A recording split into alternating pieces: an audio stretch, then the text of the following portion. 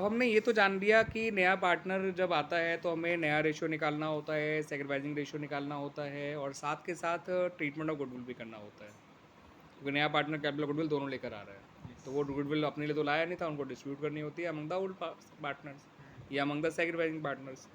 इतना काम तो करना ही करना है। आगे और क्या क्या करना पड़ता है उनके बारे में बात कर लेते हैं।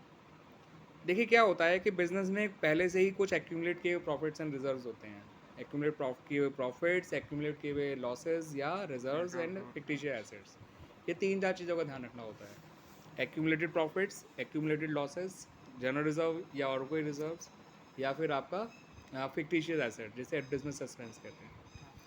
तो इनका ट्रीटमेंट करना भी ज़रूरी होता है, क्योंकि ये सब चीज़ें पुराने प्रॉफिट से बनाए हुए होते हैं, ठीक है ना, या पुराने लॉसेस की वजह से हैं। और पुराने प्रॉफिट्स या पुराने लॉसेस या पुराने रिजर्व्स हैं, तो उसका नए पार्टनर से कोई लेना देना तो है नहीं, क्योंकि वो तो पुराने प्रॉफिट में से काट काट कर बनाए गए हैं, पुराने लॉसेस से बचा बचा कर बनाए गए हैं, है ना। तो इस तरह से in profit, accumulated profit and losses को बेटर तो यही होता है कि नए पार्टनर के आने पर इनको ख़त्म कर दिया जाए, ताकि नए पार्टनर का इससे कोई फर्दर कोई लेना देना ही ना रहे।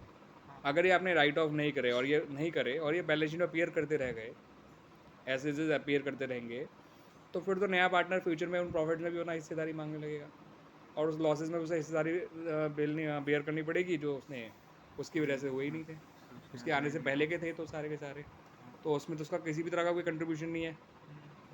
तो इसलिए बेटर तो यही होता है कि इनको बांट दिया जाए, बांट के ख़त्म कर दिया जाए। ख़त्म करने का तरीका बड़ा आसान होता है, बहुत सिंपल सा लॉजिक होता है कि कोई भी अगर आपको इनकम्स और रिजर्व्स क्लोज करने हैं, तो इनकम और रिजर्व नॉर्मली क्रेडिट हुआ करते हैं। एक्यूमुलेटेड प्रॉफिट जो होते हैं उनका बैलेंस क्रेडिट हुआ करता है, they have credit balances which appear on the liability side of the balance sheet. Reserve also appear on the liability side of the balance sheet. And you want to close them. So when you want to close a credit balance, you have to debit it. You have to make it debit. Clear? तो अगर reserve appear कर रहा है, accumulated profit appear कर रहा है, तो वो उनको बांटने के लिए वो डेबिट हो जाते हैं। यानी अगर जनरल रिजर्व है या रिजर्व फंड है या कंटिजेंसी रिजर्व है, ये डेबिट हो जाएंगे। पीनल अकाउंट क्रेडिट बैलेंस है तो वो भी डेबिट हो जाएगा। WCR और IFR अगर उनकी कोई ज़रूरत नहीं है तो वो भी डेबिट हो जाएंगे, या ज़रूरत करने के बाद जो बच गए वो डेबिट हो जाएंगे। और टू पार्टनर्स कैपिटल या current account in their old ratio. Old ratio इसलिए क्योंकि ये पुराने प्रॉफिट से क्रिएट किए हुए हैं, पुराने पार्टनर्स के टाइम पे था ये सब, पुरानी पार्टनरशिप के टाइम पे था, तो पुराने पार्टनर्स में ही बंटना चाहिए, पुराने रेशियो में ही बंटना चाहिए।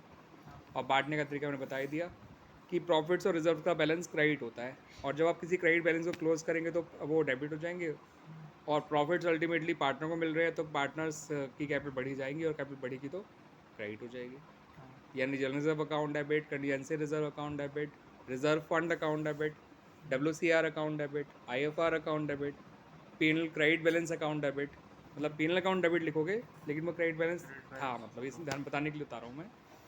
टू ओल्ड पार्टनर्स के कैपिटल या current account, normally capital account ही हुआ because capital account normally fluctuating ही होते हैं, and very rarely two current account भी हो सकता है अगर क्वेश्चन में कह रखा है कि कैपिटल अकाउंट फिक्स्ड है, या आपको करंट अकाउंट बैलेंसेस देखें तो आप खुद ही समझ जाएगा कि कैपिटल अकाउंट फिक्स्ड है। ये तो हो गया एक्यूमुलेटेड प्रॉफिट को बांटने की एंट्री। अगर एक्यूमुलेटेड लॉसेस बांटने हैं तो आपको मैं बता दूं, एक्यूमुलेटेड लॉसेस का बैलेंस, फिक्टिशियस एसेट्स का बैलेंस डेबिट बैलेंस हुआ करता है, जो बैलेंस शीट में एसेट साइड अपीयर कर रहा होता है। And you want to close these balances, and if you want to close these balances, so you have to make them debit, sorry credit, they already have a debit balance, close करना तो you have to make them credit। तो अगर वो penal debit balance था तो credit हो जाएगा, adjustment suspense था तो वो भी क्रेडिट हो जाएगा, ठीक है ना। तो पार्टनर्स क्या हो जाएंगे, डेबिट। क्यों? क्योंकि लॉसेस बढ़ रहे हैं, लॉसेस बढ़ने से कैपिटल कम हो रही है, और कैपिटल कम होती है तो डेबिट होती है। तो पार्टनर्स के कैपिटल या करंट अकाउंट डेबिट हो जाएंगे, ओल्ड पार्टनर्स के, नॉट ऑफ ऑल पार्टनर्स। और टू एक्यूमुलेटेड लॉसेज या to fictitious assets in their old ratio. तो एक्यूमुलेटेड प्रॉफिट एंड लॉसेस बांटने वाला काम तो इस तरह से किया जाता है। रेयरली वो हमसे कहते हैं कि हम नहीं बांटना चाहते। अगर वो ऐसा कह देते हैं कि हम नहीं बांटना चाहते और नई बैलेंस शीट में कंटिन्यू करना चाहते हैं, तो कोई दिक्कत नहीं है, उसका भी एक समाधान है। क्योंकि अब वो क्योंकि नई बैलेंस शीट में अपीयर करने जा रहे हैं, और फ्यूचर जब भी बटेंगे तो नए रेशियो में बटेंगे, और तब नए पार्टनर को भी उसका हिस्सेदारी मिलेगी। तो इसलिए हम एक एडजस्टमेंट एंट्री आज ही पास कर लेते हैं, ताकि अगर फ्यूचर में नए पार्टनर को हिस्सेदारी मिल भी रही है तो किसी को ऑब्जेक्शन ना हो। तो हम एडजस्टमेंट भी कैसे करते हैं, फ्यूचर जो प्रॉफिट्स फ्यूचर में बटेंगे, आज नहीं बट रहे, तो फ्यूचर में प्रॉफिट नए पार्टनर को भी मिलेगा, तो उसको जितना हिस्सा तब मिलेगा उतना हिस्सा उससे आज ही उससे लेकर सेक्रीफाइसिंग पार्टनर्स को या ओल्ड पार्टनर्स को दे दीजिए, ताकि फ्यूचर में जब उसे ये प्रॉफिट्स मिले एक्यूमुलेटेड तब कोई ऑब्जेक्शन ना करे। तो यानी कि हमें एक एडजस्टमेंट एंट्री पास करनी पड़ेगी इन चीज़ों के लिए। जो हमारे एक्यूमुलेटेड प्रॉफिट्स एंड रिजर्व्स हैं उनका टोटल कर लीजिए। माना आपके रिजर्व 30,000 के थे, एक्यूमुलेटेड प्रॉफिट 20,000 का है, तो आपका टोटल हो गया 50,000, है ना। नया पार्टनर आया 1/4 शेयर के लिए, तो 50,000 का 1/4 12,500 होता है, तो उसके अकाउंट से 12,500 डेबिट कर दीजिए और सेक्रीफाइसिंग पार्टनर के रेशियो में बांट दीजिए, जस्ट लाइक गुडविल जैसे उनको मिल रही है। तो उसी तरह से न्यू पार्टनर के कैपिटल या करंट अकाउंट से उतना पैसा निकाल के सेक्रीफाइसिंग पार्टनर को दे दिया जाता है। ये होती है adjustment entry for accumulated profits if you do not want to distribute them and want to show in new balance sheet as well. अब रही बात एक्यूमुलेटेड लॉसेस की एडजस्टमेंट एंट्री की, यानी कि अगर उनको भी हम शो करना चाहते हैं, फिक्टिशियस एसेट को भी नई बैलेंस में शो करना चाहते हैं, तो उसकी भी एडजस्टमेंट एंट्री बनेगी। मगर उसकी एडजस्टमेंट एंट्री बनेगी कुछ इस तरह से कि हम न्यू पार्टनर को जो है वो क्रेडिट कर देंगे। सपोज एक्यूमुलेटेड लॉसेस 30,000 हैं और नए पार्टनर का जो हिस्सा था वो 1/4 है, तो 30,000 का 1/4 7,500 होता है।